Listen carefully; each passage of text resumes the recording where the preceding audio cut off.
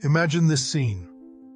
You're sitting at home, feeling a bit distant from your spouse. Someone else shows you attention, maybe a coworker or a friend who seems to understand you better than anyone else right now. It starts with small conversations or harmless jokes, but over time, those friendly talks become more personal. You begin looking forward to seeing them, thinking about them, when you should be focusing on your own marriage. Eventually, a line is crossed, perhaps not physically at first, but emotionally. That's how the seed of adultery can grow. Adultery isn't just about physical betrayal. It can also happen in our thoughts. When we daydream about someone else, sharing moments that should belong to our spouse, we're already stepping into dangerous territory. It may seem harmless in the beginning, but small steps often lead to big consequences. The trust that forms the foundation of marriage can be broken in an instant. And once that trust is gone, everything gets harder. Communication, intimacy, even simple daily routines. The Bible calls adultery a sin because it tears apart the promise two people make before God and each other. Marriage is meant to be a sacred bond, a safe space where both partners can rely on each other for emotional and physical support. When that promise is broken, it leaves behind deep wounds. Families suffer, friends take sides, and children might feel lost in the fallout. Adultery isn't just a private matter. It spreads pain in many directions. In addition, adultery affects our spirit. Guilt, shame, and regret often follow, creating barriers between us and the people we love. It can also strain our relationship with God, making us feel unworthy or distant. This is why the Bible warns us so strongly against it. It's not about following a set of strict rules for no reason. It's about protecting something precious: our hearts, our homes, and the bonds we share with loved ones. This might feel heavy, but recognizing the danger of adultery is the first step towards safeguarding your marriage and your own well-being.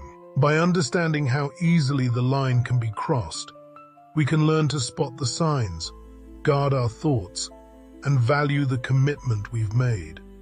In the book of Exodus, God delivers the 10 Commandments to guide His people toward living a life of respect, love, and holiness. Among these commandments is a clear statement: "You shall not commit adultery." Exodus 20:14. Although it may seem like a simple rule, it holds a deep meaning that goes beyond just avoiding a wrong action.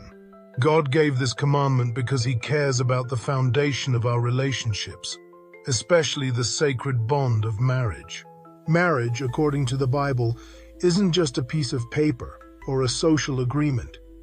It's a covenant. When two people stand together and promise to be faithful, they're making a commitment not just to each other, but also before God. This covenant is meant to be unbreakable, creating a safe, loving environment where both partners can grow. When adultery happens, it tears at the heart of this promise, leaving pain and brokenness in its wake. By warning us against adultery, God is actually teaching us to value loyalty, honesty, and respect for our spouse. It's not about following strict rules out of fear. It's about protecting something precious. Strong marriages build strong families, and strong families help create a society rooted in trust and compassion. Adultery undermines that trust and compassion, leading to a chain reaction of hurt that can stretch beyond just two people. It can impact children, relatives, friends, and even entire communities. In many parts of the Bible, marriage is also used as a picture of how God wants to relate to us, through steadfast love and faithfulness. If we break this symbol by being unfaithful to each other, we lose sight of the bigger picture of how God remains faithful to us. This is why adultery is taken so seriously. When we understand that marriage was designed to mirror God's unwavering love, the command against adultery starts to make perfect sense. It's not meant to limit us. It's meant to free us to experience real intimacy, trust, and commitment. Simply put, Exodus shows that God wants us to live in a way that honors and protects the people we care about. By following this command, we're choosing to uphold the value of marriage, strengthen our personal integrity, and reflect the faithfulness God shows us every day. And in that choice, we find a deeper kind of joy, a joy rooted in real love, respect, and unwavering commitment. It's one thing to know why adultery hurts us, but how do we guard against it in real life? The first step is to watch our thoughts. Often, unfaithfulness starts in the mind, through small fantasies, innocent daydreams, or wishful thinking about someone who isn't our spouse. When we notice these thoughts, we can choose to steer our focus back to our commitment, our family, and the values we hold dear. This doesn't mean ignoring problems in our marriage. It means addressing them directly and honestly, rather than letting our minds wander into dangerous territory. Another key step is open communication. Share your feelings, both good and bad, with your spouse.